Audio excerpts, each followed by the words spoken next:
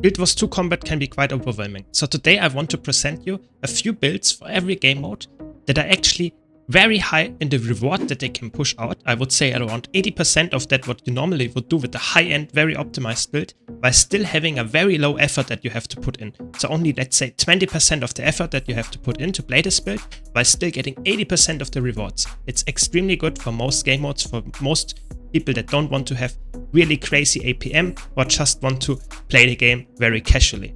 With that out of the way, let's start by explaining that I chose in this video specific builds that are actually very worthwhile to play in all the game modes, and they are actually, to the most part, actually meta builds that you just make a little bit easier by dumbing down the rotation or just leaving out some parts. So if you want to see full guides about the builds that I mention here, be sure to check out my build guides about them. I have build guides about all of them. With that out of the way, let's start with PvE.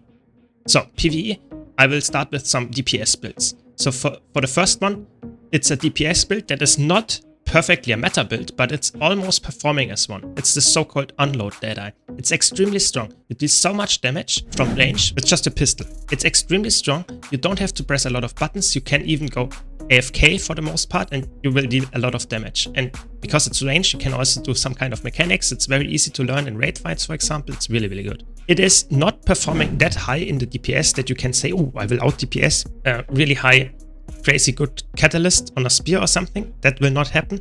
But for the most part, if you are in a pack group, oftentimes you will still be top DPS because you can permanently DPS, while some other people will just struggle to do their normal DPS. So that's really funny that you can have a not optimized build for perfect DPS, but it's optimized for having a high uptime, and that's way better than having someone that is actually trying to go for the way harder build and not performing well on it. So with that out of the way, let's go to the next build, which is actually a perfect meta build, and you can, if you perform really well on it, reach 46k or something, which is the Condi Mech. Condi Mechanist is extremely strong as a DPS build right now, and it's at the same time very easy to learn. It's not too hard to actually perform that well, but even if you let out a few key concepts of the rotation to get to 46k, you can just press your spear attacks and use the mech stuff on autocast, and you will achieve really high numbers, which is actually really crazy. So just try it out for yourself. Now let's take a look at some offensive supporters. Let's start with Herald. Herald got nerfed in the latest balance patch in terms of DPS, but it's still very easy to play, especially if you just play the sword variant and stuff in the offhand. You can actually just DPS the boss with your sword auto attack if you really want to, and keep up your glint and your Shiro stuff, and you will have permanent quickness, permanent wounds on your allies, and you will deal quite a decent amount of damage as well. And it's really, really easy. I have to emphasize that. It's really, really strong. Don't forget, it's not made for being top DPS. It's made for being very low effort while still dealing a very decent amount of DPS. So the Herald build is by far the best offensive support in that regard. By the way, if you want to see more content like this, don't forget to subscribe. And let me know in the comments of this video if you want to see a dedicated build guide to each of those builds that I mentioned, and a lot more that are very, let's say, low intensity while still giving a high amount of output and reward. So let me know if you want to see a dedicated build guide to each of those builds, or if you want to see more of those summaries here. But now let's continue with Alacrity DPS. And the best build here is for sure Scorch. Scorch is really, really good. You play Alacrity Scourge, you give a lot of barrier, you give a lot of cleanses while still having really nice damage. You don't have to weapon swap at all. You can just use your shade skills and your scepter skills and you will be totally fine. Really, really easy build to play as well. Next up, we have Chrono, which is really interesting because Chrono, that's the build that a lot of people think, oh my god, that's a hard supporter. But you can actually skip almost all of the hard parts of Chrono and you will still have amazing boon uptime. So you can see it here actually, that you can just ignore all of your utility skills except your healing skill, and just use your F2 and F1 and spam your rival skill of cooldown, and you will have permanent alacrity, permanent protection, and permanent 25 might, and it's really, really strong how many boons you just permanently apply with a few weapon skills without any high APM. So you don't even have to use your continuous build if you want to. It's really, really good. And then if you can slowly increase how much you want to play, you can actually increase the amount of skills you use and get way better rewards as well. So it's really strong and it's very flexible as well. So be sure to check out my guide on this Chronomancer build as well. For quickness heal, I would go with Catalyst. I think Catalyst is very good. You just spam your skills So this build is a little bit different than the other ones before because the APM are actually okay. They are quite high in that sense, but you don't have to think about a lot. So you just spam and go through all your elements, spam your Jade Spheres, and you have permanent 10 boons. It's really, really good. It's also very fun to play, but like I said, it's a little bit more higher APM than the other builds I mentioned before.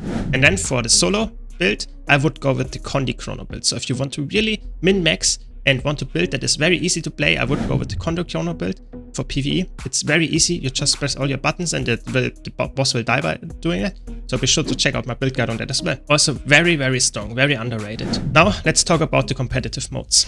I will only mention 2 builds here in PvP and World vs. World each because they are very, let's say, it's way harder to come up with a very easy build here because you're facing other players. So oftentimes it's a little bit, okay, if you put less effort in, you will probably lose against someone that put in more effort. That's just not build reliant, that's just the nature of it. But I have 2 builds for each game mode each that are actually somewhat easy to do and you still will perform very well on it. So let's start with PvP.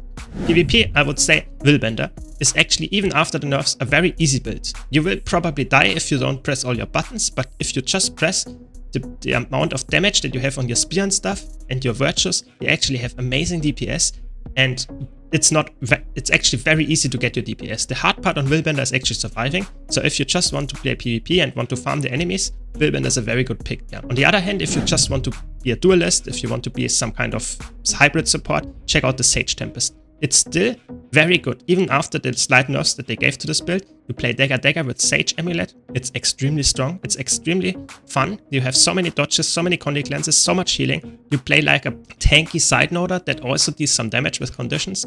And it's very, very strong in ranked matches that are actually somewhat, you want to just outlast the enemy, you want to have old 1v2s, it's very, very good there. And then let's jump to World vs. World.